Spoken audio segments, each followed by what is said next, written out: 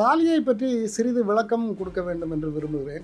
துளசி சங்காச்சுடனை திருமணம் செய்து கொள்வதற்காக விரும்பி கொண்டிருக்கிறாள். அப்பொழுது ராதை அதை விரும்பவில்லை. ராதை தடை செய்து கொண்டே இருக்கிறாள். அப்பொழுது பிரம்மன் தலையிட்டு துளசிக்கு தாலிஸ்மான் என்ற ஒரு கயிறை கையில் கொடுக்கிறார். இதை வைத்து கொண்டு நீ சங்காச்சுடனை திருமணம் செய்து கொள்ளலாம்.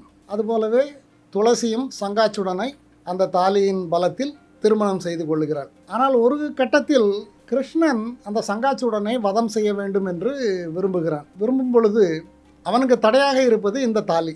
ஆக கிருஷ்ணன் ஒரு நாடகமாடி துளசியிடமிருந்து அந்த தாலியை பெற்று அதன் பின் சங்காச்சுடனை வதம் செய்கிறான்.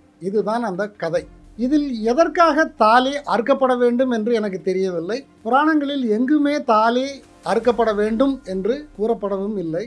அவனுடைய பலம் அந்த தாலியில் இருக்கிறது என்று தாலியை பெற்றுக்கொண்டுதான் சங்காச்சுடனை கிருஷ்ணன் வதம் செய்கிறான். இப்படி இருக்கும் பொழுது ஒரு கணவனை இழந்த பெண்ணின் பூவையும் பொட்டையும் பறித்து அவனுடைய வளையலையும் உடைத்து தாலியை அறுத்தெடுப்பது என்பது இந்த சமூகத்தில் இது மிகவும் ஒரு இழிவான செயல் என்றுதான் நான் கருதுகிறேன்.